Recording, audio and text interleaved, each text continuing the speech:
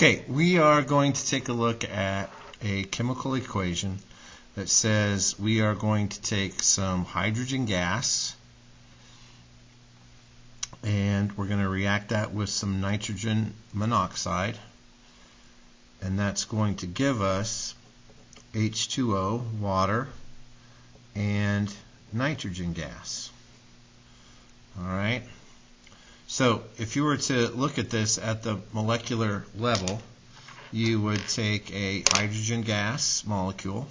Alright, so you've got two hydrogens, alright, with a bond in between them, and you would react that with some nitrogen monoxide.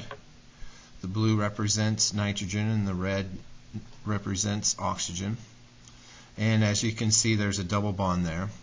And when that reaction occurs, you're going to get water, okay, which is two hydrogens and an oxygen attached together, all right, plus nitrogen gas, which are two nitrogen molecules attached to each other with a triple bond.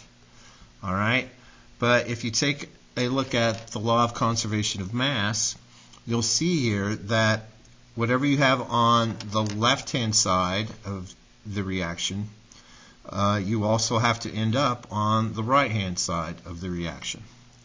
Okay, so as you see here, we've got two hydrogens and two hydrogens, so that looks good. One oxygen and one oxygen, but we've only got one nitrogen on this side of the equation, but we end up with two.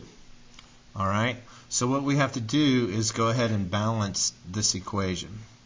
All right, so if we've got two nitrogens on this side of the equation, that means that we're going to have to add another nitrogen monoxide on this side of the equation. All right, so now we've got two nitrogens to end up as two nitrogens on this side. All right, but what that does is now we've got two oxygens on this side, but only one oxygen on that side.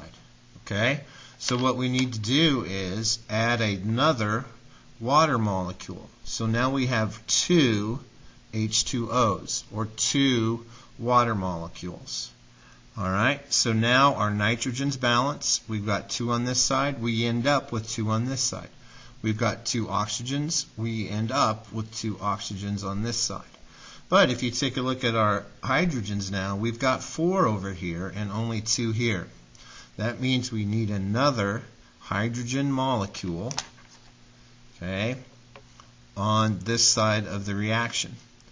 Alright, so what happens is it takes two hydrogens, hydrogen gas molecules, to react with two nitrogen monoxides to end up, and these bonds will be broken and they'll be rearranged on this side, but you'll end up with two waters and one nitrogen gas, molecule of nitrogen gas. And once again, you've got four hydrogens on this side, they're rearranged, you've got four hydrogens on the other side. You've got two oxygens on this side, once again bonds are broken and rearranged, and you've got two oxygens on this side, and then the same happens with the nitrogen. Two on this side, two on this side. And that's shown also in your balanced chemical equation.